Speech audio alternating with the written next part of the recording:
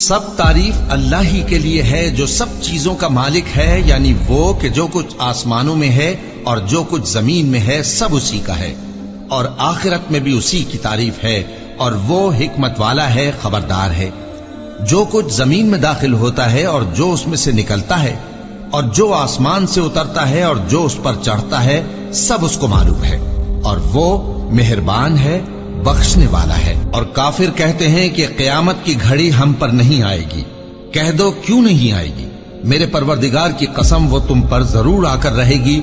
وہ پروردگار غیب کا جاننے والا ہے، ذرہ بھر چیز بھی اس سے پوشیدہ نہیں، نہ آسمانوں میں اور نہ زمین میں، اور کوئی چیز ذرے سے بھی چھوٹی یا بڑی نہیں مگر کتاب روشن میں لکھی ہوئی ہے، اس لیے کہ جو لوگ ایمان لائے اور عمل نیک کرتے رہے ان کو بدلہ دے۔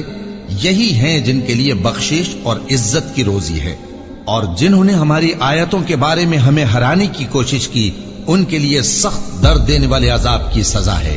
اور جن لوگوں کو علم دیا گیا ہے وہ جانتے ہیں کہ جو قرآن تمہارے پروردگار کی طرف سے تم پر نازل ہوا ہے وہ یقیناً حق ہے، اور اس اللہ کا رستہ بتاتا ہے جو غالب ہے، قابل تعریف ہے۔ اور کافر کہتے ہیں کہ بھلا ہم تمہیں ایسا آدمی بتائیں جو تمہیں خبر دیتا ہے کہ جب تم مر کر بالکل ریزہ ریزہ ہو جاؤ گے تو تم نئے سرے سے پیدا ہوگے؟ یا تو اس نے اللہ پر جھوٹ باندھ لیا ہے یا اسے جنون ہے۔ بات یہ ہے کہ جو لوگ آخرت پر ایمان نہیں رکھتے وہ آفت اور پرلے درجے کی گمراہی میں پڑے ہیں۔ کیا انہوں نے اس کو نہیں دیکھا جو ان کے آگے اور پیچھے ہے، یعنی آسمان اور زمین؟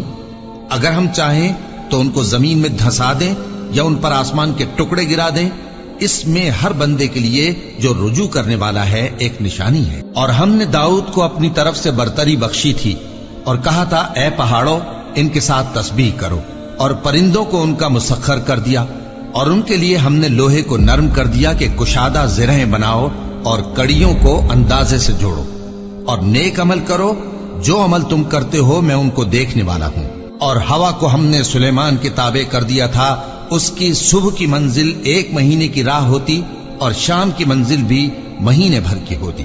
اور ان کے لیے ہم نے تانبے کا چشمہ بہا دیا تھا، اور جنوں میں سے ایسے تھے جو ان کے پروردگار کے حکم سے ان کے آگے کام کرتے تھے، اور جو کوئی ان میں سے ہمارے حکم کے خلاف کرے گا اس کو ہم جہنم کی آگ کا مزہ چکھائیں گے۔